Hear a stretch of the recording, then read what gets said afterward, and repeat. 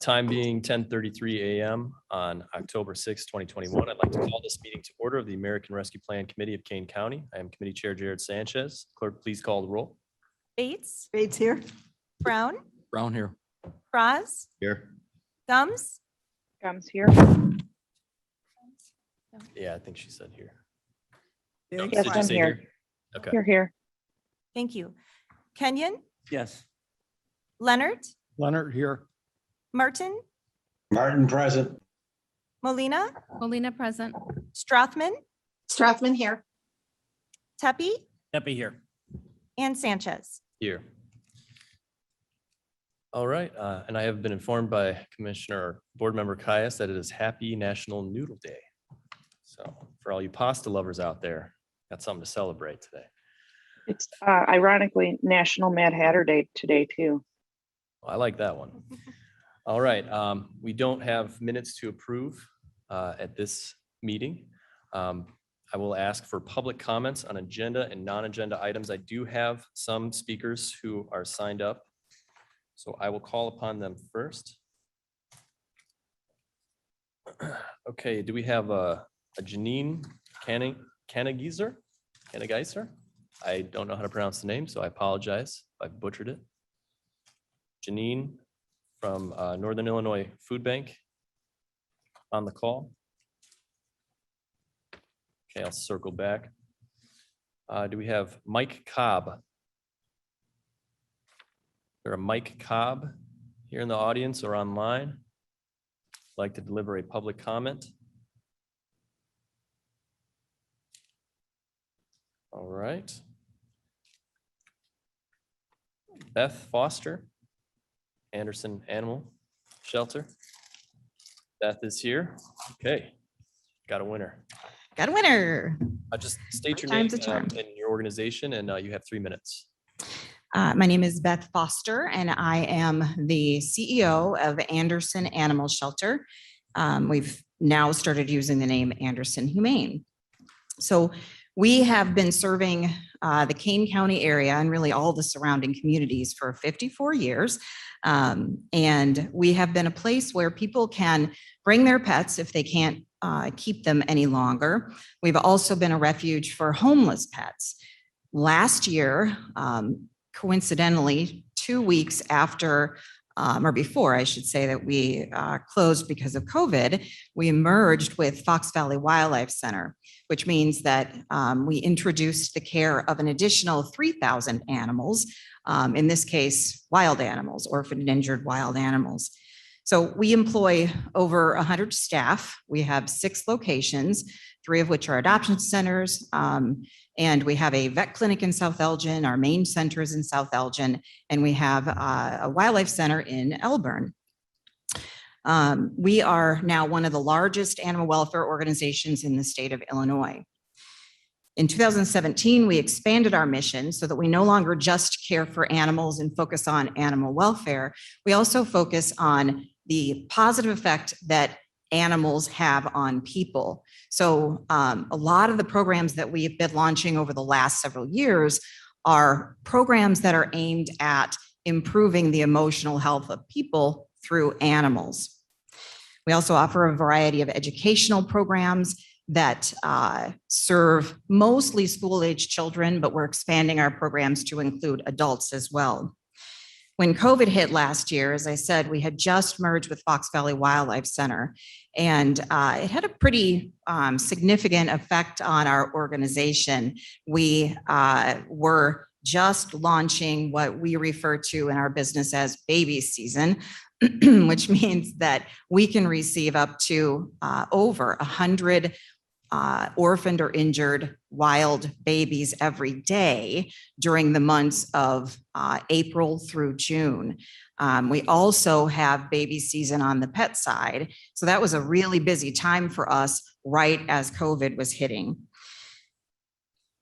We made the choice, unlike a lot of organizations, philosophically not to lay off any of our staff. And yet our public programs had to be closed because of the shelter at home order. So the public programs that we offer, mostly our adoption program, our humane education program, cumulatively provide about 50% of our revenue every year. So for about 6 weeks last year, we received no revenue from our major programs, which was a major hit for us because our expenses stayed the same. Our payroll was the same. We still had 400 pets in our care at the time that we shut down, plus our wildlife center. We were able to switch the format of our education programs from in-person to virtual, but there's some question about the effectiveness of virtual education programs. So we, as an organization, were financially affected for sure. Ma'am, if you could Yep. wrap up. Almost done. Thank you. I'm really close. We were financially affected for sure, but we also were affected from a program standpoint. We were not able to provide the services that we normally do. So we are confident that we'll make it, that we're not an organization that's going to fail because of COVID, but we are also recognizing that we're not all the way through COVID. There are still effects that are happening. Thank you very much. Yep. I believe we have Shannon Cameron was going to postpone her comments until tomorrow evening's listening session. Shannon, if that is not the case, say so now. Otherwise, we'll hear from you tomorrow. Okay. Under Chairman's comments, I don't really have any comments. There's enough to talk about here today, so let's just get to it. I will say though, Mr. Fraz is going to have to leave us at a certain point, so I may move up the resolution we have on the agenda so that we can have that discussion with full committee. Hi, I'm here to make some comments, but it's about assistance at Township, so should I do that Oh, now? sure. Yes, please. Yes. Before we move on. Just state your name, the organization you're with, and I'll give you 3 minutes. Sure. Katie Meyer with Dundee Township. I'm the Social Services and Open Space Manager. Anderson's a very, very important resource for our community and the Wildlife Rehabilitation Center. I'm here on behalf of the residents of Dundee Township who acquire assistance. At Dundee Township, we do have an emergency assistance program. Townships aren't required to have those, but our township does have one. And last year, our board voted to cut it from $75,000 to $20,000. Because the moratorium was recently lifted, we're about halfway through those funds already. We're not going to make it through the end of the year. Those go to prevent utility disconnections or bringing utilities back on and preventing evictions. And I know the COVID CARES money went out. Unfortunately, personally, I don't agree how those monies were handed out. I wish the money Dundee Township at least received would have went towards assisting people with their financial needs, and it didn't. I recently met with McHenry County, and what they did was they set up a program with the county so the township residents would be referred to the county to get assistance with those bills. Also, it seems they have a lot more resources when it comes to social services than King County has. So when I get people calling the office every day, for instance, a mother with 3 little kids under the age of 4 who's about to be evicted, whose electricity has been turned off, and there's nothing else I can do for her. And PADS homeless shelter is sometimes booked, and the crisis center is sometimes booked, and sometimes people don't even get a phone call back from them. And I have nothing else to tell them, but I'm sorry. I called the King County Sheriff's Office yesterday to ask, are there discussions going on about this situation? I'm afraid there's going to be a big influx in homeless people. What are we going to do about them? And I was told, sorry, nobody's talking about that yet right now. But maybe if you'd like to meet with us, we can start. I know you have money to give out to help people, to help the residents of King County, and I hope some can be directed towards these issues. Thank you. Thank you. Okay, on to our discussion items. First being the reporting update. For those who are at executive committee, you may be aware that the deadline for our next report was extended until January 31st, 2022. So we have paused work on producing that report, and we'll be determining who will complete that report as we go along. Any questions on that section? Okay. Expenditure and allocation of funds to date. So Jenny handed out to you all some papers. One of those being a chart that Peter produced, Peter Phillips, our program manager, that shows the allocations and expenditures to date. So let me pull it up on the screen so that those who don't have the copy can see it. You have more copies, Jenny? You want a copy? Or Mr. Caius? So he doesn't have to look over my shoulder. Thank you. One moment, please. Yeah, I've got one. Do you? Oh, I thought you were talking about you. Never mind, sorry.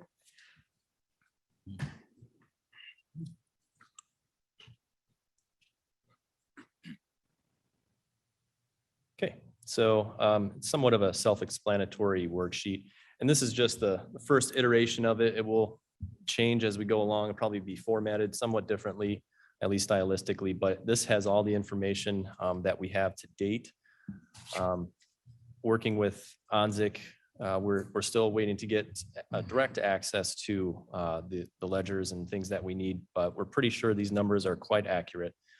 So you can see the total funds available and the things that we have in the various expenditure categories. Revenue recoupment fund, you'll notice under here that number in parentheses. So that's how much we've spent, meaning we've overspent in that fund. I haven't had a chance to speak with Mr. Onzik on this, but I'm assuming the idea is that at the end of our fiscal year this year, we're going to get more revenue recoupment money that will be put into this fund. And so then this will be made whole. So it's still money that's coming from the ARPA fund directly. There's nothing wrong with doing it this way. It's just kind of a technicality of our record keeping. So you'll notice that kind of negative figure there. But otherwise, that is that's what we have to date. I'll scroll down a little bit so you can see some of the numbers for the mass vax fund and contact tracing. Ms. Bates, you have a question? I thought we had taken like $20 million out of this for first responder payment for last year, something like that, that. $20 million? Uh-huh. No. So is this number, so, well, good. I thought we were down to like 73 million that we could spend because of the first responder reimburse. Those were projected numbers, I think you might be referring to, that Mr. Onzik showed us, the breakdown for payroll. Yeah. So we can't reimburse our payroll yet for 2021 until the end of our fiscal year. Okay. So I'm assuming in December or January at the latest, there will be a resolution coming before this committee to reimburse all eligible payroll. And I think it was somewhere in the ballpark of like $11 million or something like that. So it could be what you're referring So to. it might be coming, but it The hasn't. total happened of all already. the projections was, I think, $21 million. Okay. Yeah. So that's just Onzik projecting ahead. Okay, But we have to wait for the final numbers at the end of the year. okay, And then that money, the payroll reimbursement money, will go into the COVID savings reserve fund that we have. That currently already has some money from the CARES Act. all right. Thank That's you. my understanding, at least. Is that correct, Vince and Michelle? The payroll reimbursement will go into the special savings fund? Yeah, you would have to wait until the end of the fiscal year, and then any revenue replacement that this committee and then the county board wants to approve would have to be by new resolution to go into that revenue recoupment fund that Joe Onzik has set up. Answer your question. Yes, Assistant State's Attorney Vince Coyle, just for the audio record. Okay, Does that make sense? yeah, thank you. Okay, thank you. Any other questions? Mr. Leonard? Thank you, Mr. Chairman. I was wondering on the summary of expenses and different allocations under administrative costs, 10% of total. Mhm. What does that comprise? That's simply just that $10.3 million figure is just simply what 10% of the total ARPA fund is or could be. That, and then the 53,809, that is a resolution that's working its way up to the county board right now for known administrative expenses that we've had. So it's a budgeted allocation that hasn't been expended yet. I don't even know that we've budgeted the 10.3 million. Is that what you're referring to, or the 53,000? I'm talking about the 10. Yeah, that's just what 10% of the total is. So that's the total Just use allowable that number. number for the heck of it. Yeah, it's just so we know that's what 10%. I would hope that we spend well under that in administrative expenses in the life of this program. So with respect to the different allocations that have been made already from the ARPA money, it looks like we're probably at a point where we're around 88 million remaining. Would that sound reasonably accurate? I can't do that kind of math off the top of my head like you can, Mr. Leonard, but Well, somewhere around it's no there. problem. Yeah. I'm just, I guess what I'm trying to do is define what we have to actually allocate internally and externally. So, we'll get to that point. I know where you get that number. yeah, those numbers didn't make it on this worksheet. This came down to the last minute just because having some issues with accessing various. I think it's numbers. less than that. I think it's less than that. So it should be About 95, 84, 85. 80, yes, 84. Actually, it's even less than that because you've Less got the than that. mass vaccination fund too. So I think if you add up all these numbers on this sheet here, the 8 million that's in parentheses, and then the projected numbers that you've got down below that, that's about 25 million. Well, So you that's take what the administration- 25 million off of, correct, but that's money that's it- going to be it- spent. yeah, potentially, and we Potentially. haven't budgeted that money, but because we're just talking about broad strokes right now. So 25 million, so that's 75 million is what the money that right now that we're looking at. Good. good point. So once we do have that remaining balance number finalized, because we wanted it to be as accurate as possible, and it just we weren't able to make that happen up to this point right now, just for various reasons I can tell you after the meeting. We'll send this out updated to everyone with that number in there and everything else updated. But this is, as far as we know, very accurate as far as expenditures to date. A Madam Chair. question, just so as we start looking at now, approximately 75 million, are we going to take a look at going forward in, okay, so we've got 22's allocation, the allocation for payroll for 23, 24, and 25. So we have 3 more years. Has that number been projected out yet? Because we're looking at a 75 million whole number right now of the total of 103. We should have an idea of what that's going to be conceptually. And so that is the projections that Joe Onzik has produced in a chart that he showed us previously when he gave us a breakdown of what would it look like if we took 4% revenue recoupment, 3% and 2%. With that presentation is the chart that shows the projections for those years of how much payroll reimbursement we might be eligible for. Do we have that number right now? No. Yes, the number exists. I do not have the number and I'm not confident of how it would translate on the document. So I left it open, So but I can show an awareness of what we know. I probably should have added known deductions on there. If you would like me to pull up that well, chart I'm from just- Mr. Onzik, I can do that right now. if we're looking at hypothetically 11 million and just kind of forecasting that out, because we're just talking 30, let's say it's $30,000, $30 million more. So what did I say? So we've got now $45 million then, approximately, I mean, big approximate, that is going to be discretionary money to use for any additional community support grants and internal grants. Big picture, I mean, really broad picture on that. So it's nice to have some context to it. So as you see on the screen, those are the projections that Mr. Onzik produced. So in the total section, you have 20.6 million and then the $500,000 for public health personnel. So over the next few years, those are the projected numbers that we'll be able to reimburse.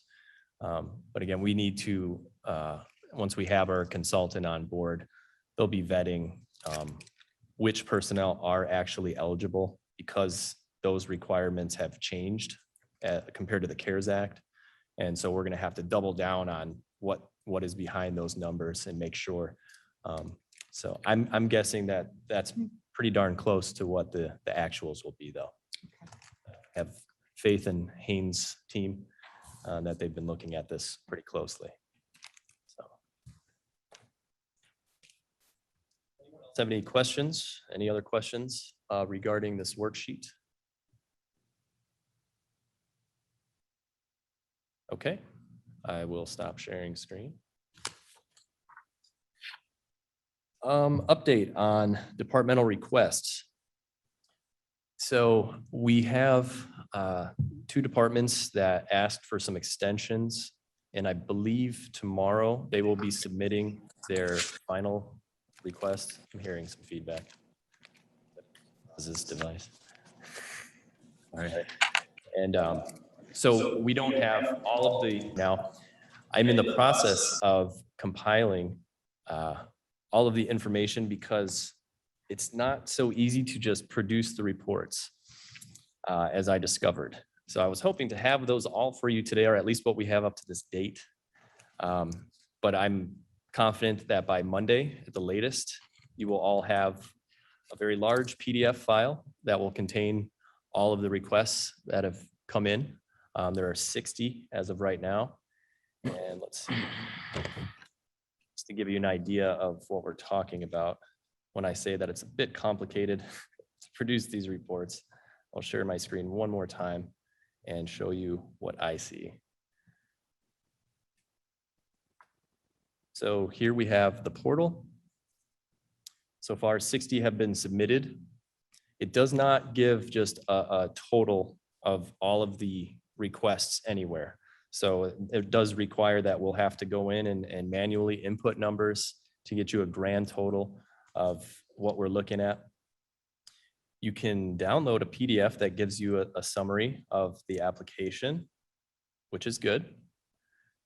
But each application, most applications come along with supporting documents. And that's where things get a little fuzzy. So the application questions, which are very helpful in helping us understand the project, how the department feels that it qualifies under the ARPA, and various other things about community impact, equity, and things like that. In the supporting documents, you have to either download all attachments into a zip file, which then creates a complication because when you unzip the files, the file names are too long because this program adds a bunch of numbers to each title that you can't edit as you unzip it. It might be going over all your head. It's kind of technical. It's very annoying. Let's just summarize it that way. So every single one of these documents has to be downloaded separately. And so I'm in the process of doing that, putting those all into appropriate folders for each department. And then everything will be put into a document for you all to digest at will. Once we do have a consultant firm on board, these requests will be handed off to them to vet for eligibility and to help kind of give us a sort of breakdown of which requests are really solid, appropriate, and eligible uses of the money, which are justifiable under the act, and which, if there are any, are not justifiable or are not eligible under the act. And I think that's also going to really help us in our decision making when we want to talk about which projects from our departments we would like to fund and which we wouldn't. We'll be talking about that anyway. We're not going to wait for the consultant firm to give us all that to start voicing our thoughts on all these things. So just so you know that. Once you have this in hand, we can talk about it at the next meeting. But that's the process that we're going with right now, as far as I understand it. Mr. Tepe. Mr. Chair, Tepe here. I want to repeat it just so I understand. We're going to have an outside firm come in and vet any any department request on an internal basis. That's not going to be done by our organization or by our board based upon the fact that we, in most instances, manage or are appropriately the management of some of these functions report through our committees. So we're going to bring an outside organization in that's going to do a detailed audit of their requirements. I could say it Our another intent- way. Any expenditure that we've spent some money to date, very carefully and selectively, but going forward, any expenditures that we agree upon, we want to have checked out. That's what we did with the CARES Act last year as well. When we had grant money going out to various entities and organizations, everything had to be looked at first to make sure that it's eligible, because if we're not compliant with the federal statutes on how to spend federal grant money, we'll have to pay it back. So that's what I mean, basically for our departmental requests, for our community support grants, any of those kinds of things, we want to have that double checked. We don't have staff resources right now to go through 60 applications and do all the math and homework to tell us that, yes, they're eligible. We assume that most of our department heads and their teams have been able to ascertain eligibility based on the documents available, but we always have to double check the math. Do we not have the availability of personnel from the state's attorney's department to assist with that? I haven't been Certainly, they were informed. certainly involved in helping to get this explained to us. I haven't been informed that the state's attorney's office has any personnel that can help in this effort. If that is something that is true, then we'll have that discussion. And of course, we'd like to have their help. This just John Martin with a question. Mr. Martin, go ahead. One of it is confirmation. I gather from the conversation with Mr. Tepe that in fact, the department heads and the electeds were given a framework of standards that they were to apply in making their requests. Is that correct? Yes. Yes. Okay, and secondly, we have not pursued the extent to which the state's attorney's office, either with existing or additional staff, could address these issues on our behalf. We have not looked at that issue. Is that correct? That is correct. Okay, well, I would certainly want to do that before I'd hire an outside consultant, number one, and investigate that so the committee knows what that response is. And secondly, if we assume that, not if we assume, if in fact the people making requests had a structure in place of what was valid, other than what I would hope to be nuances of interpretation, if they've asked us for a gross sum of money, we'd have reason to believe that that was pretty close to being what in fact they were entitled to ask for under the Rescue Act. And to conclude that thought, therefore, if we had a gross number before us of what has been asked for in the 60 and soon to be 62 requests, would we not then have a basis for beginning a discussion of what was available for outside distribution and what was necessary in-house? I think there's many ways we could go with this. We can certainly take a look at the total and as a committee, just start determining we're only going to fund, let's say if it's $60 million, we're only going to fund $30 million of requests, and we can just start the process before anybody vets this information to say which projects we would like to look into for funding, and then hand it off to either the state's attorney's office or a consultant firm. Michelle is here. I guess it's appropriate to ask you right now, is there any option that you see where the state's attorney's office would be able to undertake this kind of eligibility vetting for us? It hasn't come up in conversation before, so. Yeah, I don't think it's appropriate for us to perform an auditing function, number one.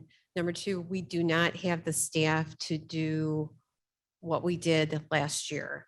It was an incredibly, we probably devoted 1, 2, 3, I think 4 attorneys pretty much for the entire month of December. I remember November, December, to continuously look at the various applications that came in for the various programs.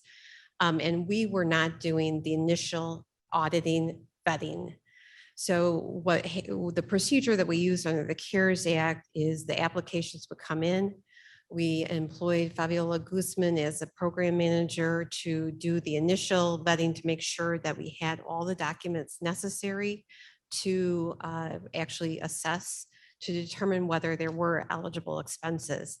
Once the documents were in place, it was handed off to the auditing firm KEB, who did really the auditing function to determine eligibility of each individual expense as compared to the role. We then prepared the contract. We then signed off on KEB's work and sent out the contract. It was a very, it's a very labor intensive review. We do need a consulting firm to do that auditing review to determine eligibility and to make sure we have the backup we need to provide to the federal government. Thank you, Ms. Neerman. Ms. Mr. Neerman? Hold on, Mr. Martin, does that answer some of your question or change any of your thinking on the matter?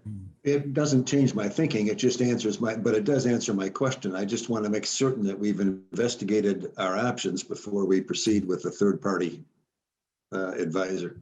Yeah, and I apologize, I didn't ask that question before now. I think it was just assumed based on conversations that I've had with state's attorney. Yeah. So, but thank you for raising the issue. I have, And Mr. Tepe was Ms. next. Neerman, was that done for internal departments or was that just done for the external requests?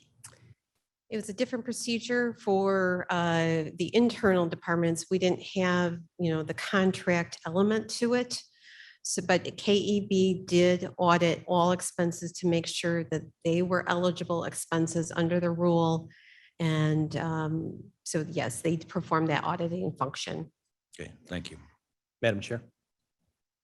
because we have 60, 62 potential or 63 applications that'll be coming through in total. And to Mr. Tepe's point, many of these applications come through committees. Ag may have one, Energy and Environment may have another, Public Health may have another. Could these be diced up, referred to the committee? The committee then evaluates the multitude of applications that may come through. Maybe they have 2, maybe they have 4. Decide which ones they feel they would like to move forward and bring those back to the ARPA committee for the ARPA committee's review and approval. And then have it go to vetting, because everyone, we have a finite amount of resources. And I know that there is going to be a bigger ask than what we're able to fund if we're using the $45 to $50 million range. It may be an easier way to analyze this because each of the chairmen or chair people of the committees and related committees has an in-depth knowledge, or at least a working knowledge of what these issues are about, where the ARP committee may not have that full capacity.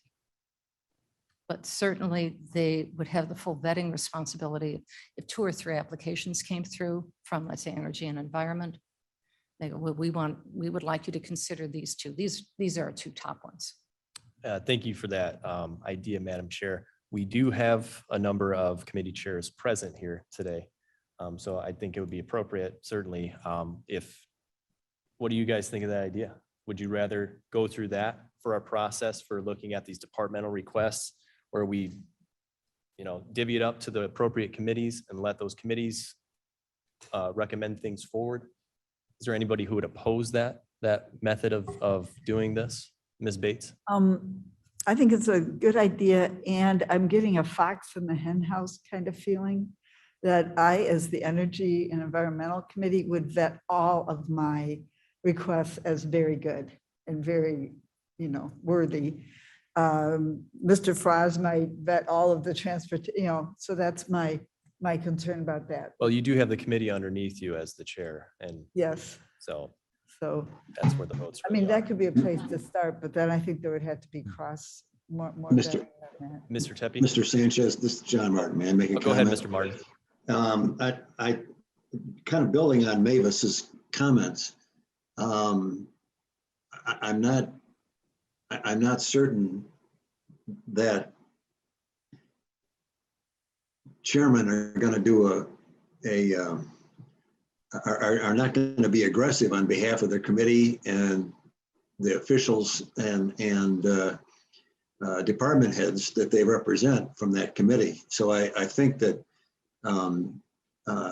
it might, depending on committee involvement, might, with all courtesy extended, might add a step to the process that doesn't really move us closer to the ultimate necessity of taking requests as they come and paring them down. And, time is always going to be an issue, as is I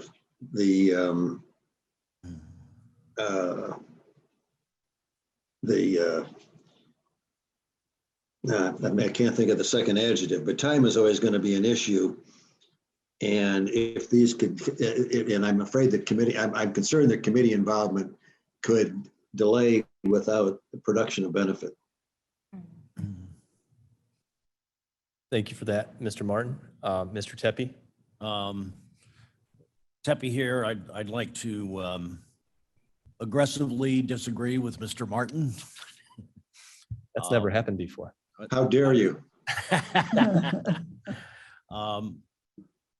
I think it would be much more beneficial to have it done that way through the department chairs, because we already know a lot about these organizations, and it would create an involvement that I think would enhance and increase the understanding of the process to all of the board members.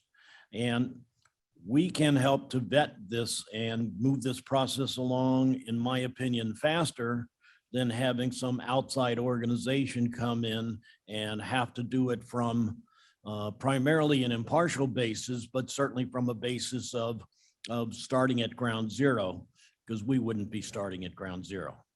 And as you said, you have some 62 requests or some number like that might be, so it's not an insurmountable number that would be looked at, and it would be looked at by the committee, not just by the chair of the committee.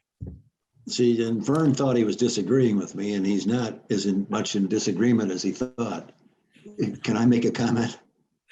You can respond to that, Mr. Martin. Yes. I wasn't assuming that we should just hand this cold turkey to an outside consultant. What I was trying to avoid, and I think I remembered my second train of thought here, is a committee chairman. I don't want to be in a position of negotiating against myself when I get 4 projects from the development group, and I'm going to say, well, I think I can sell this, and I think I can't sell that, and let's cut this back to, you know what I mean? I feel like the committee chairmen are either going to be as aggressive as Mavis has announced she will be, or we're going to be in an awkward position of negotiating against ourselves. And I'm not suggesting we hand this off to another committee. I'm saying maybe we or to a third party consultant. That may be a conversation that this committee needs to have among its members, and get a more rational balancing of priorities. I have some small thoughts on this, but there's some hands up, so we're going to hear those first. Mr. Leonard. Thank you, Mr. Chairman. First of all, I think we as a committee here really have to define how we're going to prioritize these requests, both internally and externally. And I think, quite honestly, there is one criteria that needs to stand first and foremost in every request, and that's eligibility.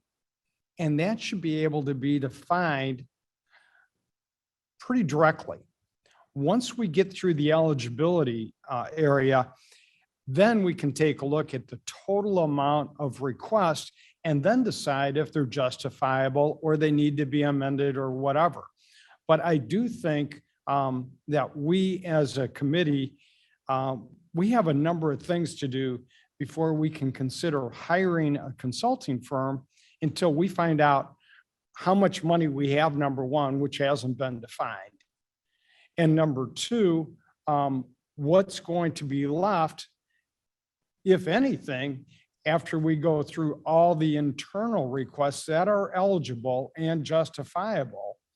And then that's when I think we need to have a consulting firm to help us with respect to reports and auditing and everything else. But I think the initial phase of vetting and going over all of these criteria, number one, we've got to decide what requests are eligible. And that should be something that every department head and elected official in Kane County should be aware of and should be able to say, we are eligible because of A, B, and C. Once the eligibility is done, then we can look at the justification. But until we know it's eligible, number one, and then number two, reasonably justifiable, we can't really define how much we need internally or what we'll have for external. So, to have an outside firm come in and discuss with our department heads and elected officials what they think is proper or adequate is going to be extremely time consuming, number one, and number two, and probably more importantly, very expensive. So I agree with Mr. Tepe, even though he and I don't agree too often. I agree with Mr. Tepe's conclusions. And I think Mr. Martin is basically saying the same thing, maybe in a different way. Of course, he's an attorney. We have to take that into account. Mr. Shepherd, you had your hand up. Yeah, thank you, Mr. Chair. I'm not a committee chair, but I'm on committees, and I think that the chairs who say, well, we're just going to rubber stamp what our department wants, I don't think they really believe that. I think the committee works harder than that. And so I do agree with Mr. Tepe's comments that I think a committee review is appropriate. The eligibility is a necessary but not a sufficient condition for approving it. I mean, yes, they have to be eligible, but then somebody that should not be the consultant has got to set the parameters as to what eligible costs are appropriate. I mean, something may be eligible, and I think we heard earlier there was a proposal, somebody wants to hire a physician for $300,000 a year, but you've got to decide as a committee, and the board has to decide as a policy, are we going to fund salaries or something for a position when we know the money will run out at some point? And do you really want to spend your money that way? And I think those are questions that the committee and the board has to answer, not a consultant. Just to adjust that quickly, that is, as far as I understand, how we would proceed, is not having a consultant make those determinations for us, and looking at the contract and statement of work that I've seen from a potential consultant. They want nothing to do with that. That's not their wheelhouse. That's our job. They're just there to let us know that, yes, things are eligible, inform us of other things. And we'll get to that conversation later in the agenda. But just real quick, I wanted to say that that is the work of the committee entirely, to come up with those kinds of parameters. Well, I will, if the committee permits, I have a number of comments to the resolution, which will be appropriate at that point. Thank you. We'll not permit that. I'm sorry, Mr. Shepro. Miss Melina, I'm kidding, of course. I'm kidding, of course. Thank you. This is Myrna. So what I'm hearing is basically two things. One is we want to define what the ARP committee is doing and what the framework of the ARP committee is. I think our chairman knows and has an idea already. I think we have new members on this committee who just need it to be explained to them. We've been doing a lot of background work in the last 6 months as to what this committee was to do, how to send the applications. There's a process to submit things on the portal. So that's already been kind of like a behind the scenes framework. I just think a lot of our committee members need to be put to date to what we've been doing so far. That's how I'm hearing it. If my committee members are mistaken, please let me know. But it seems like the work has already been done. It just really hasn't been explained to the rest of the committee, because we have RFPs that have gone out for the consulting firms. The RFP explained the work that we're asking for. That's how you create an RFP. We know what the ARP committee is supposed to be doing. And I'm all about committee, and I respect the committee flow. But when you look at those applications, the majority of those applications are coming through environment, public health, and public and safety, which is, as a chairman of Public Safety Committee, I can tell you our meetings are already an hour and a half long. And if I'm going to be adding, 20 of those applications to my committee, then we need to be, I need to let our committee members know 3 of them, 4 of them are already on this committee, 5 of them are already on this committee. So I respect the committee flow, but I think we're on the right track. I just think everybody needs to know what track we're on.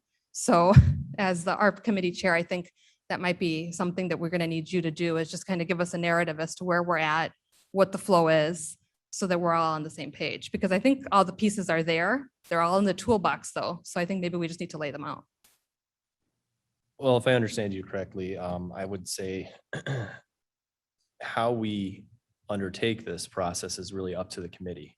I have a concept in my mind of what would be a good flow, and I've mentioned having us look at it, send it off to the third party for eligibility verification, and then bouncing that back to us to further our conversations that we've been having. Another way to slice it is to say we get the total request, we all look at it, and we either just determine an amount that we want to all agree upon that will be funded, and then we start paring projects down even before they've been vetted for eligibility, just simply based upon our will and opinions.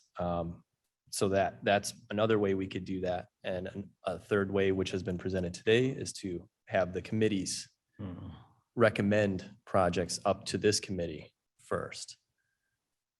Does that make sense? Does that address what you're asking? Well, I'm understanding where we're at. I just want to make sure we're all on the same page. And rather than maybe having a verbal, maybe we should have put a PowerPoint together and said, these are the 3 ways that this committee can flow. And which one do we all agree with? And so we could still talk about this, and I'm Yeah. fully okay with that, to entertain this. I was going to suggest that we actually bring this up again at our next meeting on the 20th, and then there make a final determination on how we would like to proceed with these departmental requests. Just throwing that out there before I take some more comments. Because I think that's going to help a lot of people understand the need for the consulting firm. And if, I'm not sure what Mr. Martin's hesitancy is, but I guess I'll keep listening to it. Why the consulting firm is needed now versus why it's needed in 3 months. So Mr. we'll Brown. get there, I think. Yeah, thank you, Mr. Chair. This is Brown speaking. I guess one of the benefits of almost being the last one to speak is everything's already been said that I was going to say. But a couple points that I wanted to bring up, because it was brought up, is have we asked the state's attorney's office, or do we have the staff internally to take care of this? And I believe that has been discussed quite a lot in the past. I'm pretty sure Joe Onzik has said that he doesn't have the personnel. I know I've talked to Scott Berger, and he has said, when CARES Act came along, it hijacked him. It was like, hijacking a 737. Everything that he had going on got put on the shelf for a matter of months, and that disrupted everything that obviously he was trying to get done. So he strongly suggested bringing on somebody that could take this program from the beginning to the end. I do believe we're going to need a consultant. As being part of the interview process, I learned a lot in that process, because there's an awful lot of work that has to be done for the reporting. If you don't get these reports done right and timely, the Treasury Department is going to say you owe the money. And so there's a lot of work that has to be done. And from what I'm trying to say is we don't have the staff internally that can do that. My question is my point, I guess, is until we see these internal requests, what they're looking for, I don't know the extent of the work the treasurer, the consultant is going to have to do.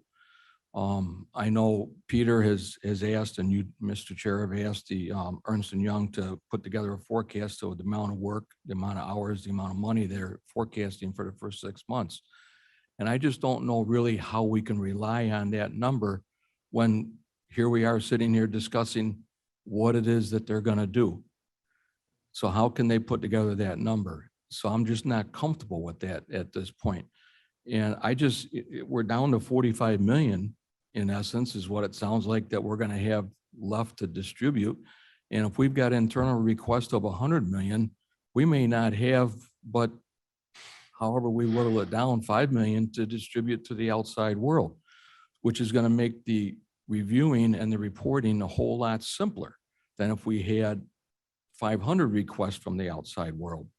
So I feel as though we need to see what our internal requests are, work on those, other than the 4 million that we've already designated is going to be going out, work on those before we get too carried away with anything else. I also had I had a couple of board members ask me, well, if we're not going to be doing a lot on the outside, then couldn't Peter, our project manager, handle this work that needs to be done for our internal requests? So maybe, Mr. Chair, if you don't mind, I hate to put you on the spot, but maybe if you could explain a little bit about what Peter's roles are and his responsibilities, so we can clarify that. Could he take the place of the consultant if we don't have a lot of outside work to do? I think it was best answered by Assistant State's Attorney Neerman, that even in the state's attorney's office, they don't have the adequate staff to go through the eligibility verification process for internal requests, external requests, anything like that of that nature.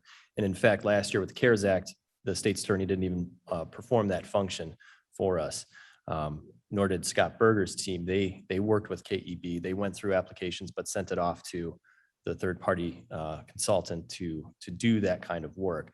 And that required a team. So if Mr. Phillips thinks he's up to the task, it's still not enough. One person can't provide all of those services for us. It's a gargantuan task. Even if we were to pare down our internal requests by half right out of the gate, that's still a lot of paperwork to go through, and it would take one person an extremely long period of time to do.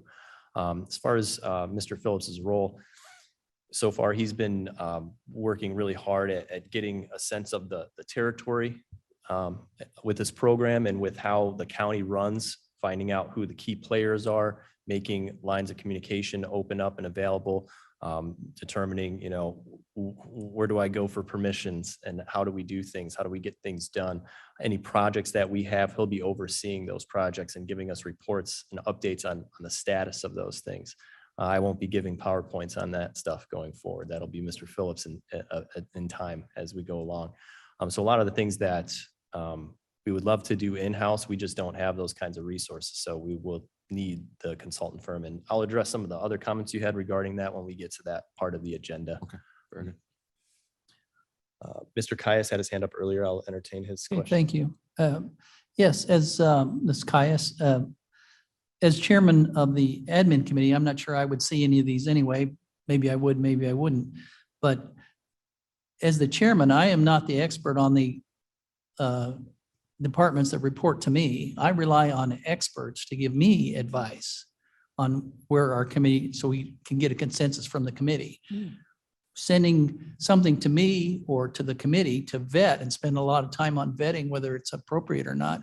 And we do policy, we might set some limits on it, but I would be very concerned about I would be concerned if the things came to us and then we spent a lot of time, and expertise that I don't think we have in the first place, saying, okay, this is something we want to do, then I would send it off to the consultant. The consultant would say, oh, well, it doesn't qualify.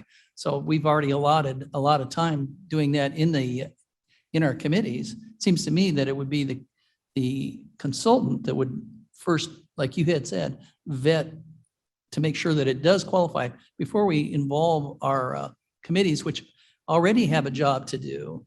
And just like with our state's attorney and our OCR office, they already have a job to do. Piling this on the committee would be, I think, a burden that we couldn't overcome. I would see them not selecting the ones we are going to do, but at least eliminating the ones that wouldn't qualify, so we don't have to spend a lot of time on something that isn't going to qualify in the end run anyway. So just my point of view. Mr. Berman, you're another committee chair. You haven't had anything to say. Do you have any comments on this? I didn't want to put you on the spot, but just because you are a committee chair of at least one of our committees, right? All right, Ms. Bates, you have a question or comment? A couple of people have said that we won't need a consultant if, in fact, we just use up all the money on internal requests. I would like to say that I don't think we should let ourselves get to that point. And I think that we can have set a philosophical intention that not more than 50% or 40% or 30% will go to internal requests so that we make sure that this money goes out into the community, because we don't want to face all our nice nonprofits and say to them, well, we use this on filling potholes. That is my worst dream come true. So I think we cannot or should not go to this idea that we won't need a consultant because we won't need to give any money away because we'll use it all up internally. Well, I think the state's attorney's office made it clear that we do have need for a consultant firm. So it's not a matter of if, it's more a matter of when. And I'm And saying what? soon. And what? Yeah. And for what, yes. We So- will be needing a consultant to help us with these community grants, and it's going to be more than $4 million when we're done. Ms. Molina? If I can just add, if I understand correctly, regardless of whether or not it's internal or external, we still have to report to the government. So we still have to have somebody who is responsible to make sure that we're doing everything possible, correct? And make sure that we're compliant with federal statutes. And I guess a side thing is everything that we do for the county, we do for all of the members of our county. So anything that our ARPA funds are used for are going to be used for the betterment of all our community, because it's just less weight on our taxpayer. So I respectfully disagree with my partner across the aisle here. Everything we do will be beneficial for the community in one way or another. So whether or not it's money that we're spending internally or whether it's money that we're providing outside sources, it will benefit our community, which is the task that we've been given. So thank you. I will say before I entertain another comment, some of the spirit of the act is to make sure that normal government services are not disrupted, so that doesn't then fall onto the taxpayers. So it's certainly appropriate, as we have already taken revenue recoupment money for revenue loss this year already. It's certainly appropriate to spend money internally in that manner. Outside of that, other appropriate or at least eligible uses that are coming in, there are many that I've seen that will benefit the community in one way or another. So beyond just the actual loss of revenue, there's some really good ideas that are coming in, which you will all see once I get that big document put together. You can come look at my computer anytime if you guys want. So. Mr. Leonard. Thank you, Mr. Chairman. First of all, I'd like to say that I agree with Ms. Molina on what she said. Whatever we do here, whether it's internal or external, we're helping Kane County out. And I think that's very important. Secondly, I'd like to point out, in no way, shape, or form am I saying we do not need a consulting firm. We do. I just don't think we need it right now. I think we need to define things, find out where we're at, and then decide what we want that consulting firm to do. Ernst & Young, I think, is a preferred choice. I think they're a great company. I'm more than happy to have them handle this consulting process, but I don't think it has to be as quick or as all-encompassing as maybe we think initially, but it is definitely necessary with respect to following regulations, eligibility, auditing, all of those things. I get it, but I think we don't need to rush into hiring them now. We need to define things first and then hire them. Mr. Sanchez. Let's try and keep, and I appreciate the comment, but there is an agenda item related directly to that. So for this discussion item right now, let's try and stay on topic. I know it's related, but also What is the topic? there's a lot to talk about. Okay. The topic is departmental requests. What are we going to do with them? Mr. Shepro Yes. and Mr. Martin. One, I come back to Ms. Molina's suggestion of minutes ago, that I do think a flow chart PowerPoint that would set out a lot of these concepts, speaking for people outside the committee, I'm not sure we really understand exactly what Peter's function is. And I think it would be helpful to have that defined. I think it would help answer some of the questions about where his work stops and where an outside consultant begins. And I think we might have gotten a little afield from what I thought the idea of committee review was. I'm certain that nobody intended to suggest that all they do on their committee is listen to what the staff says and do what they want. Because that's not as my understanding of what the committee's function is. It is an oversight committee, and if we don't have individual expertise on what they're talking about, at least the job of the committee is to still set policy and oversee what's going on. So I don't know that the suggestion is that the committee is going to be making necessarily legal judgments, but making policy judgments that will govern ultimately what the board has to do. And so I think Ms. Molina's suggestion would be an excellent starting point to help everybody understand what the role and the workflow is going to be before it gets to Madam Chair's desk. Thank you, Mr. Shepard. Mr. Martin, you have a question or comment still? Well, a comment. Mr. Brown's comment really struck with me here, and it reminded me of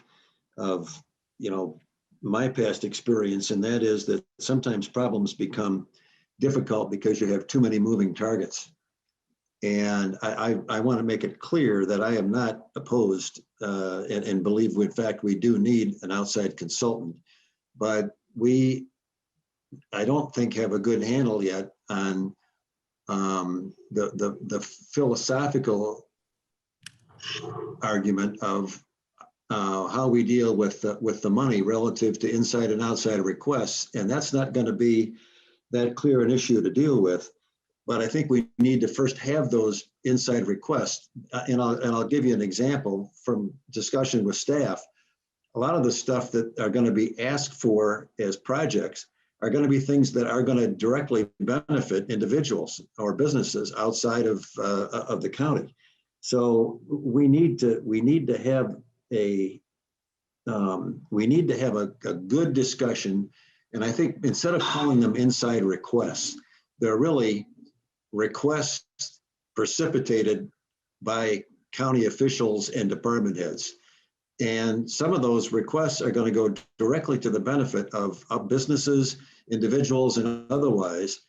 And we need to look at those because, to Mavis's point, we may be providing a lot more individual assistance than we anticipated through the county's auspices. And until we know what the county, what our staff and our elected officials are asking for and who those are going to benefit, to me, it's very difficult to move on to a discussion of saying how much should we leave for outside people. Some of this is just mechanical. We need to replace our losses, but to the degree that we're offering services that would assist in jobs, offering, buttressing the health department, all of these things are benefits to the community. But we got to know first, I think, what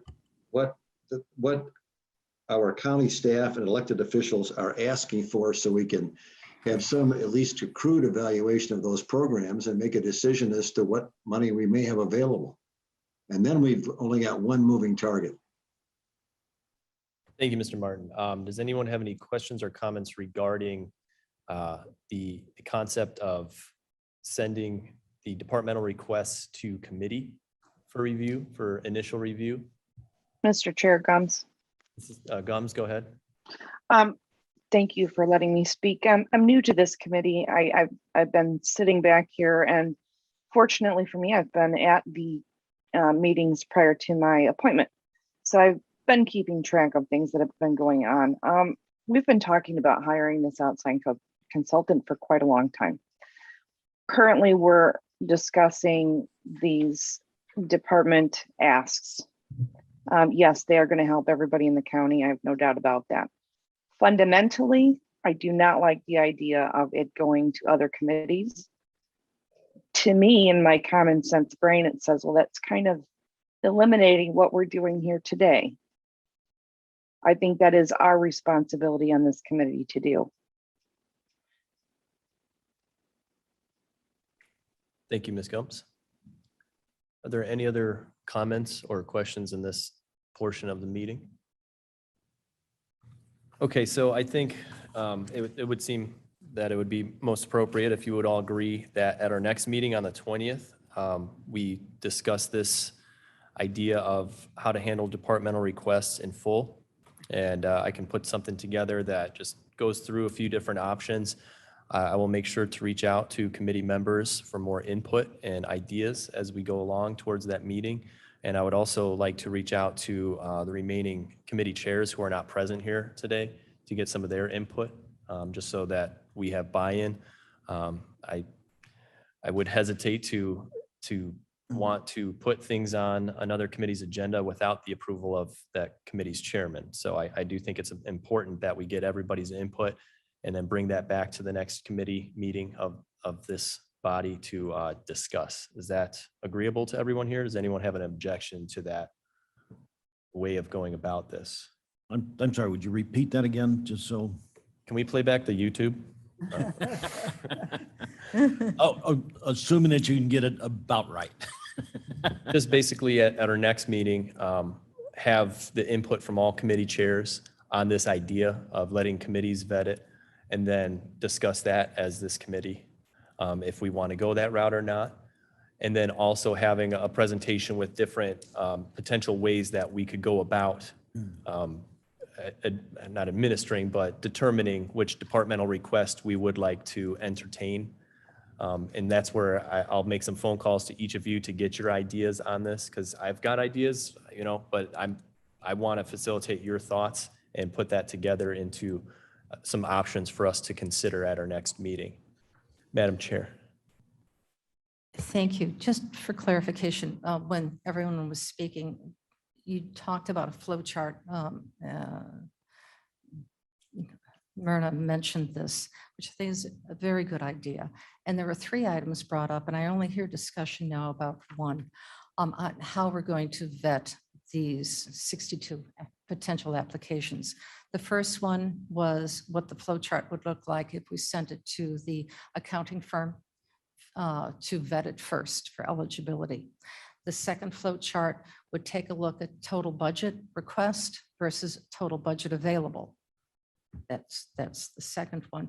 And the third one is the process of going, which you're just mentioning right now, going through the committees and then letting them make decisions and bringing that up. So are you going to be presenting the flow chart for all 3 of these? Because those are the notes that I had that was suggested as we started doing the discussion. Those and any other ideas that committee members put forward. So there'll be multiple flow charts then beyond this. I'll cap it off at 12. And then while I've got the microphone, we also, there was a request that we would know, with all due respect to Peter, what his presence is going to be, his work is going to be in processing these flow charts. Oh, no. So what his job is going to be Yeah, we'll have doing as we go through. a better all of this. definition than my impromptu. Oh, no, but it's going to be important. I mean, who's going to do what? Right. So that there's complete clarity for his role, and he has a complete understanding of what his responsibilities and role is going to be versus the committee's role. Mhm. Yes, that is my understanding as well. Okay, very good. Thank you. Mr. Chair, Mr. Brown. one last comment from me on this. As far as do we send it back to committees to have them review and such? I know government takes a long time to do anything, but if the committee is going to review this, and we're going to have that discussion on the 20th of this month, if we decide on the 20th of this month to let the committees do the review, now the departmental requests have to go to those particular committees, which would potentially happen then in November, December. Then they're going to come out of those committees back to the ARP committee, potentially January, February. Before then, we even let a consultant start to review them. However long that process takes before we can then bring it back to the ARP committee to say that they meet the criteria. And now we whittle away at the money. So I'm losing track of time here, but I'm starting to think that we're saying sometime in May of next year, we may have some approval on some of these requests. And to Mavis's point, and to Myrna's point, some of these requests that we may be reviewing could be something that could be directly affecting the health department, which they could then distribute or however they do help in the community or other agencies. So it's a very, very long process in doing it that way. So I just, in my own little mind here, I'm thinking that maybe to try to speed this process up, we don't let the committees review it. We do it here at the ARP committee. I'll put your comments in the cons section for this idea. Just a comment, just. Yeah, no, I understand. And if that is the will of the committee today, if you all would agree that we just don't even entertain the committee review process, let's have that conversation now. Is there anyone who feels we should absolutely go through that process? I think I expressed my opinion that I didn't think it was needed. Yeah. Okay. I think this whole conversation is about capacity. If you know, I think we're saying, does this committee have the capacity to go through 62 or 63 internal requests and have the knowledge and expertise to vet all of these? But on the other hand, if we send it back to the committees or back to the committee chairs, back to the, I think that's a redundant process. These requests are all coming out of the departments.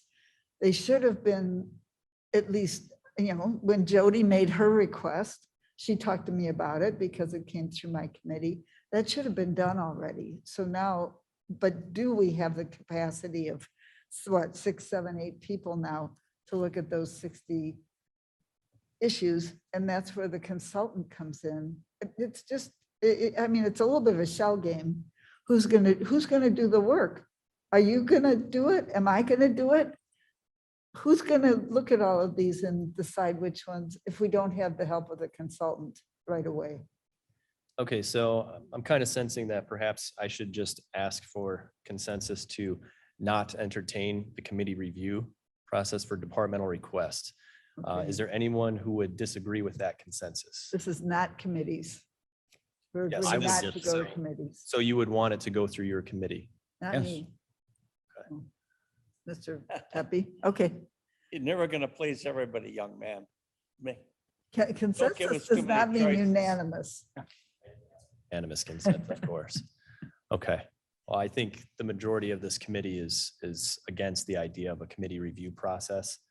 So I will speak with each of you in between now and our next meeting to get some ideas of how you would like to handle this.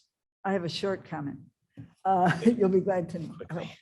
A committee such as Mr. Tepe's, if Mr. Tepe wants to vet his requests, I suppose he could. It wouldn't hurt anything as long as he doesn't delay the You know, process. I would say if a committee wants to put it on their next agenda and go through those requests and anything. provide recommendations to this body, there's nothing wrong with that. Okay. But we'll continue along with the process that we agree upon ourselves. Mr. Brown. Last comment, I promise. I just want to make it clear, I truly believe in the committee process. I really believe in the structure of committees. But that being said, this is a committee. So that's what we're here for. And having not been on the Riverboat Grant Committee, it seems to me like this could be handled similar to that process. Am I correct in that? I mean, that's kind of how I see it personally. But we'll have this conversation at on the 20th to get everyone's input on how we want to proceed with handling these departmental requests. Any other very brief comments or questions that are absolutely going to add something to the conversation in the moment Mr. Shepro, I'm looking at you. I'll say yes.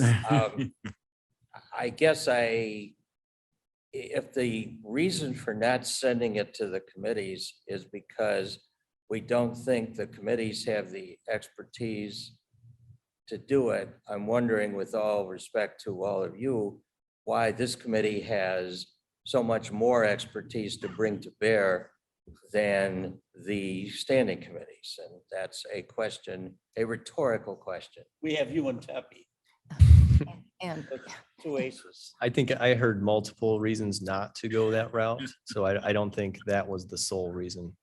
And if I can, eventually the committee chairs, whether it gets vetted first by the committee chair or by this committee first, the committee chairs are going to be working with those programs and managing those budgets regardless. And eventually they will go to Mr. Berman. All budgets will go to Mr. Berman. Possibly even working with committee members. Correct. That's correct. So the committee chairs, whether or not you want to vet it first or secondly, you're going to have it. It belongs to you. Truly does. And they came from us too.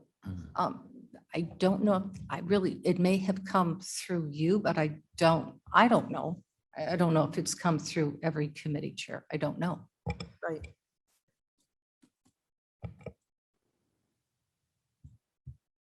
Okay, Hey, let me help you. Mr. Kenyon. I would move we adjourn. And we could work on logic before we come to another meeting. Not put the cart before the horse. Or spend money we don't have to. We're getting there. We're getting to that adjournment point. Real money. Is that a real motion? I'll move we adjourn. We're not to that part of the agenda yet. Motion to adjourn is in order at any time. Okay, well, if You're you guys, exhausting yourself by regurgitating everything like a cow. Mr. Chairman Strathman here. Strathman, go ahead. I just have a technical question. The link for the listening session on Thursday evening, is that the same link as was last night's meeting? I haven't compared the two links to determine that, so I will follow up with you after the meeting. Thank you very much. I guess you didn't get a second. Okay, so there are a couple other items on the agenda. If there's no second to adjourn. Okay, that means you guys want to talk about it. Committee allocation ideas. Let's get to the resolution first, because I think that's kind of the meat of where we're at, and then come back to these committee ideas, the allocation ideas that we postponed from our last meeting. We've kind of already sort of danced around that concept, but let's get to the resolution so we can just get the business done in case there is anyone else that will need to leave at a certain point as it is getting on in the day. So I will entertain a motion in a second for the resolution authorizing agreement for professional services of consulting firm to assist in planning, accounting, distribution, and reporting of American Rescue Plan Act funds and corresponding budget adjustment. Bates moves. Bates moves. Strathman second. Melina seconds. Okay, before any other conversation, I would just like to say, understanding some of the opinions on this resolution already, we did have some action at the previous meeting of the executive committee that made an option available for this resolution to move from this committee onto that executive committee agenda for next Tuesday. And so in that spirit, I would at least just suggest that we move this forward in that light to give a little more time for information to come in that has been requested of various members, and then to have a more thorough conversation after that information has been obtained on Tuesday. But certainly it is the will of this committee if you want to vote it up or down straight up today, or to vote it forward as just a recommendation to be discussed at the special meeting of the executive committee. So I'm just going to throw that out there at the beginning, and I will take comments, questions, concerns on this resolution at this time. Mr. Kenyon. I think the resolution's too vague and we should be more specific about. So I'll vote against it just for that reason. The idea is all right, but you have to be more specific on what you're going to do. Mr. Chairman. Mr. Leonard. Thank you, Mr. Chairman. I would agree with Mr. Kenyon. I think there are too many things we have to decide before we can decide to hire a consulting firm right now. They are needed, and I look forward to hiring them somewhere down the road, but we have too many things to define first, and I don't like a sense of urgency that we have to do it right now, plus the fact that we just got this resolution this morning, and I never vote to approve a resolution if I haven't had 48 hours to review it. Mr. Seppi. First off, I would like to say that primarily I agree with Mr. Kenyon, making a point that way I don't have to say that I agree with Mr. Leonard. But my concerns are very much in the same genre. It's all of a sudden I get a document that says the estimate for the first 6 months is $650,000. And that's on a resolution that, you know, as Mr. Kenyon said, it's a bit vague. And I'm all in agreement that we need to have an organization assisting us and we need to go through the process, but we need to all be included in this process. So it appears to me that we're rushing this through. And we need to dot our i's and cross our t's for our own sake, as well as for the fiduciary responsibility we have to all of our constituents. So I will not be moving this forward, or my vote won't be moving this forward today. But I'm going to read it all in depth. Before I entertain anything else, could I ask someone from the state's attorney's office to come and just explain the resolution as it stands, why it is in the form it is? And if we were to, let's say, bring this to the county board next week, what would that look like in regards to the actual contracts and the scope of work and the kinds of input we would want from members? So Vince Coyle again from the state attorney's office. There's a couple things. So we received the agreement as well as the statement of work on Monday. So we started looking at that. So the our review so far of the statement of work, we do have some questions as to the specifics. So it's and once those questions are answered, we can put them into the resolution. One of the things that in our review of the agreement and the statement of work is drafting the reports. That is going to be a critical need. One of the things in the statement of work, it was unclear whether the consultant was actually going to be drafting the reports for us to submit, or whether they were just going to give advice and assistance and guidance in drafting those reports. Another issue dealing with the accounting, as you know, Joe Onzik and Erica and the team are very busy already. And it's not, it looks like from the statement of work, I don't know the specific level of which this consulting firm will assist in the accounting, and a good discussion with Joe Onzik and how he views this consulting firm to assist in the accounting portion of this, because it is going to be a large task. Those specific details, once we receive them, can be put in the resolution as well. And then also the eligibility. It does seem like the statement of work does indicate that the consultant will help with the eligibility, but certainly how that process goes can be put into the resolution specifically. I did hear a comment about the 6-month fee schedule, or that the proposal had put out. One of the things that we from the state's attorney's office is requesting is a specific detailed scope of work that outlines where those funds are being spent as it relates to the ARP funds, how specifically they are going to be working month to month in those 6 months. They have a number, they must have a idea of how they're going to be working. So once those specific details are given to us, we can definitely add those to the resolution. It's just a matter of when we get those specific details. Mr. Shepard. Thank you, Mr. Coyle. Well, just playing off of Mr. Coyle's comments, I've been doing work in this area for almost 45 years. It'll be next week. It will be my 45th anniversary. This might be about the worst and vaguest resolution I've ever seen brought forward that is requesting action by a public body. As was pointed out, it's extremely vague. I think the state's attorney's already indicated that all sorts of key questions that have been asked today by committee members don't have answers. Apparently, am I correct that the resolution that refers to attached Exhibit A, there is no attached Exhibit A at this point?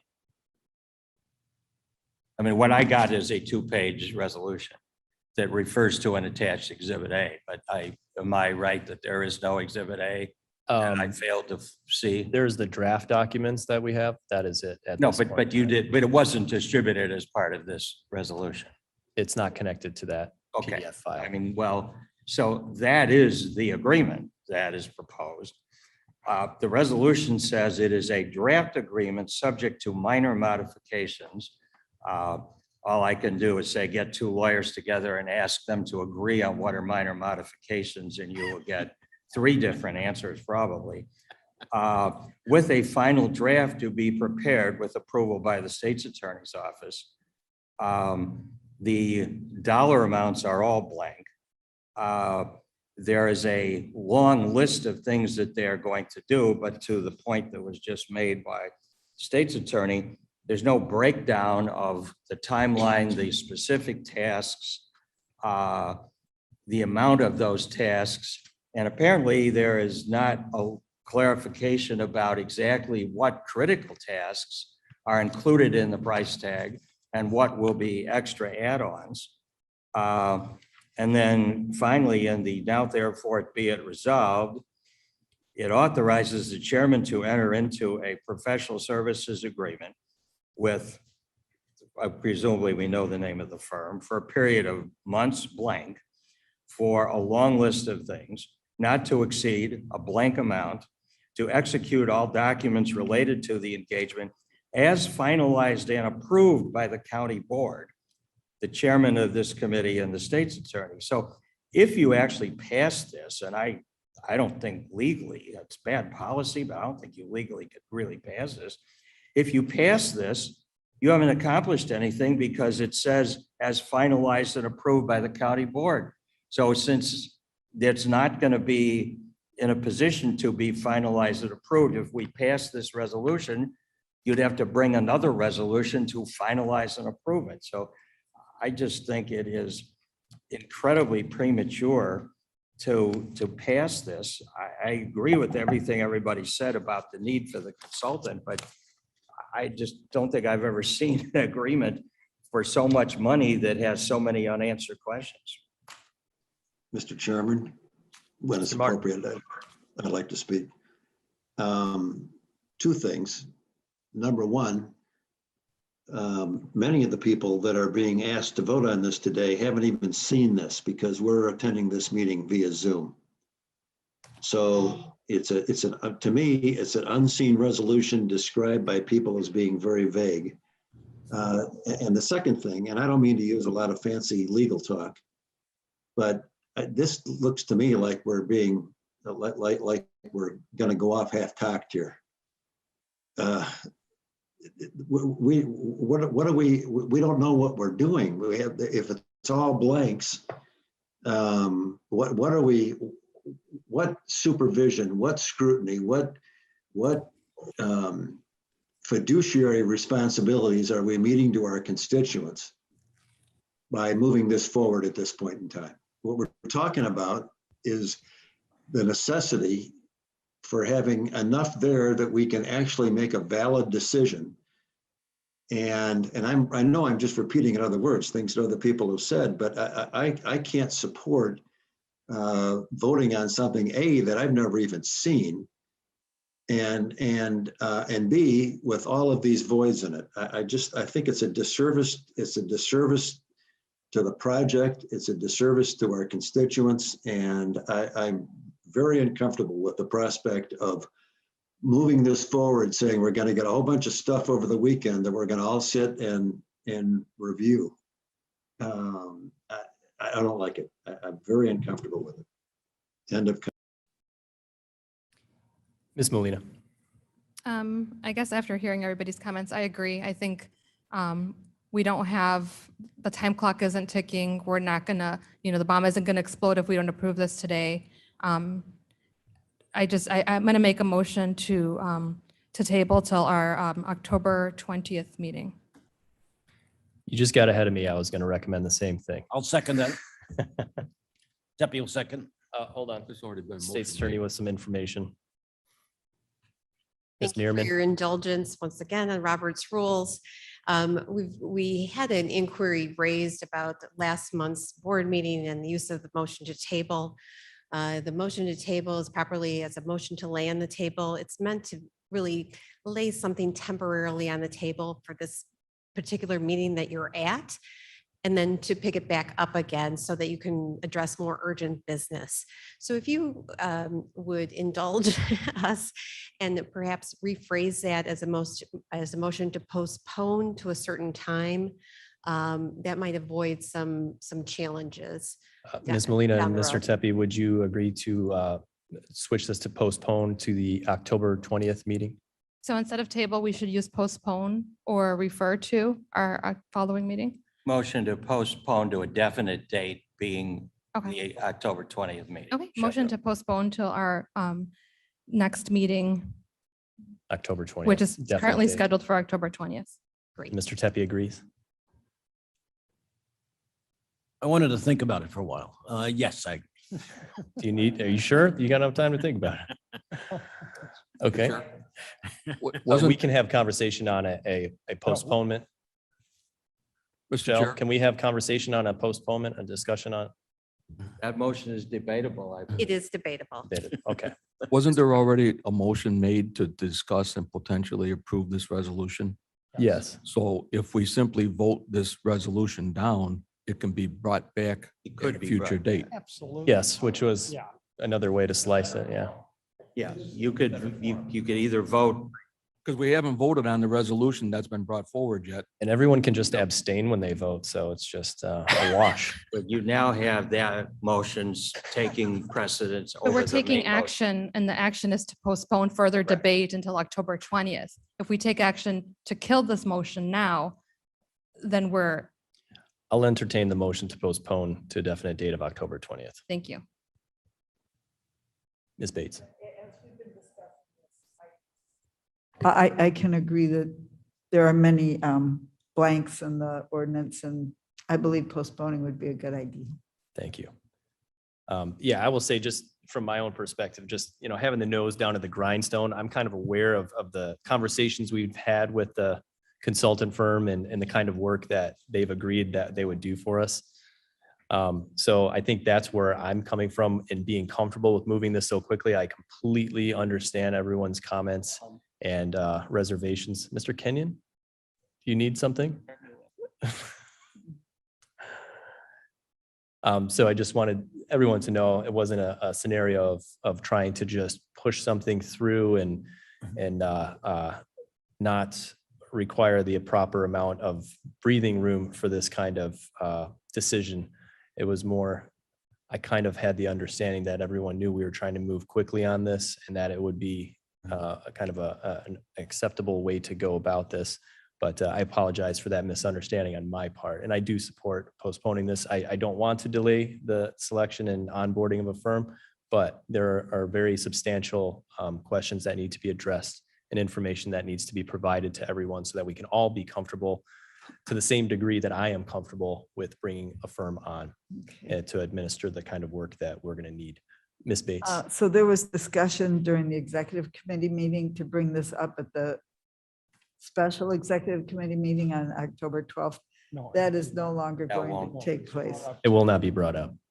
If this motion passes. Yeah. Yeah, If it passes. Okay. it redirects it.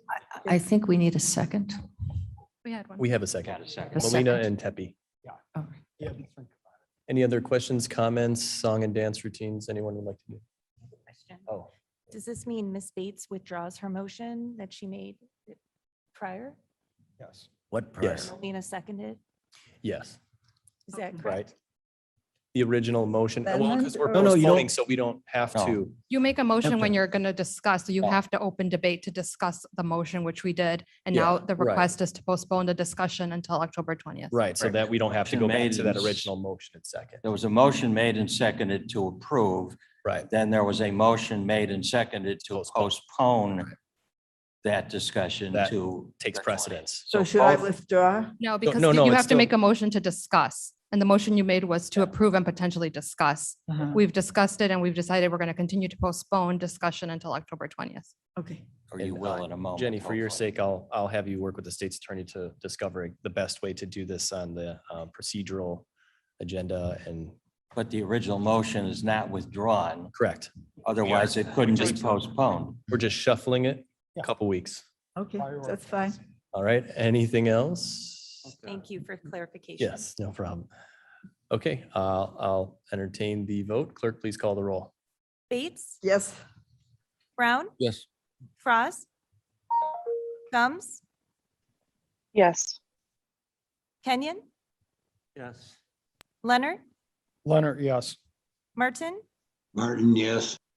Molina, Molina, yes. Strothman, Yes. Tepe, Tepe, yes. and Sanchez. Yes. Okay, there's only one other discussion item. If you would all like to entertain, it's committee allocation ideas. This was postponed from the last meeting. And I believe Mr. Tepe said we need to talk about it at this meeting. Do you still feel that way, Mr. Tepe? I have at least one item I would like to propose to discuss. Okay, well, then we will open the discussion item for committee allocation ideas. If anyone needs to leave, I understand. Some stomachs might be grumbling. Kenyon, if you don't get a chance to adjourn, I'm sorry. We'll do it for you. You guys can enjoy yourselves. You don't know what you'll miss. Just close my eyes and imagine. You We're can going always to call in allocate on all Zoom or- work. We're going to Yeah. allocate all work to you, Mr. Kenyon. Okay. Yeah. Call in on Zoom and not miss a moment. One of the key things that has been discussed and actually approved by this committee is $4 million in mental health funds. But we haven't discussed any particular way to administer or distribute those funds. And what we heard last night at the meeting was a continuing litany, and I don't mean that to sound in a bad way, but continued reinforcement that one of the key things that is missing is money to keep employees in their job. Okay. And I know that some months ago, Mr. Sanchez and I had a discussion, and I've had several discussions with the health department in the fact that I believe the health department really does an extremely good job in understanding and working with these 501c3s, particularly those that are in the mental health field. And I'd like to propose a suggestion that we look at having the health department come up with a plan to utilize a large portion of these funds, okay, for employee retention. And I'd like to. Mr. Tepe, are you referring to the $4 million program or just the ARPA funds in general? The $4 million program, which Okay. we've approved. Okay, continue, please. Okay, because we wanted to have an initial shot across the bow, or so to speak, of ways to do it. So I'd like to get either approval or a consensus, and I will volunteer to work in depth with the health department if they are so inclined, okay? And I believe one or two of them are online with us now. But to really look in depth at a more detailed plan to be presented as soon as possible in ways to utilize these funds for employee retention. Thank you. And I will say, we conducted our first listening session, the one on behavioral and mental health last night. And tomorrow night, we have our second and final listening session on homeless shelters and food pantries. When those listening sessions are completed, all the information will be compiled, and there will be some internal discussions of how we might slice the pie and what that might look like. And those recommendations will then be given to this committee at the next meeting for the committee to do what they will with it. I will say that some of the internal conversations I've had with the health department would include their involvement in this process. So I will be sure to link you into that conversation as we go along towards the next meeting. I'd actually like to jumpstart it and get some consensus that we could, we would entertain something like that so that, you know, they would feel comfortable investing more detailed time. And as I say, I'll volunteer to work with them. The conversations I've had with Michael Isaacson in particular, there is a concept already fleshed out. There's not much more work that needs to be done, but we're waiting to gather all the data from the listening sessions and then provide recommendations to this committee. So it's kind of already, the groundwork has been done, but we just still have to go through the process. So at the next meeting, I'll make sure that you have input on what that looks like. Ms. Bates? First of all, the $4 million is, I believe, supposed to be half for mental health and half for homeless and food security. Sorry, It that was was not- that it was was- not discussed. We haven't determined any proportions or ratios for the categories and how much will go to each. That will be discussed at the next meeting. Okay, but it's still an open question. It's an whether open question. We it's have not- 3 categories that we're going to It's not consider. all been, okay, Yeah, and within those 3 categories, the decisions we really have to make are what parameters will we accept and allow in for this program. okay. And second, do you mean employees of the health department or employees of the mental health nonprofits? Vern, Mr. Tepe, Mr. Tepe, I'm sorry. speaking. Do you mean employees of the health department only or employees of the nonprofit mental health services? Well, let me repeat what I believe I said, and that is that the health department in particular already works in depth with these 501c3s. Okay. They know and understand many of the needs. And the objective would be to create a more detailed plan to come forth with the ability to use some of these funds to help the 501c3s in the mental health arena do an employee retention program. Great, thank you. Anyone else that would like to contribute to the conversation on committee member allocation ideas, and not really regarding the $4 million, but the program in general? Ms. Bates? I would like to make sure that some of our smaller agencies get served as well as our larger agencies. Because I think that even the smaller agencies have a very important role to play in our communities. And I think when this discussion item was proposed to me, it was the idea that some of us may already have some fleshed out ideas of how much money to put into the various buckets that we'll be spending. Like maybe we should only spend $30 million for internal requests, things like that. So that's I where believe I said 20. 20 million. Half. That was the genesis of this discussion item. But if no one else has anything to add to this at this time, then we don't have old business or need for executive session, so I will entertain a motion to Bates adjourn moves. in a second. Bates moves. Brown will second. Brown seconds. All those in favor say aye. Aye. All those opposed say nay. Thank you all.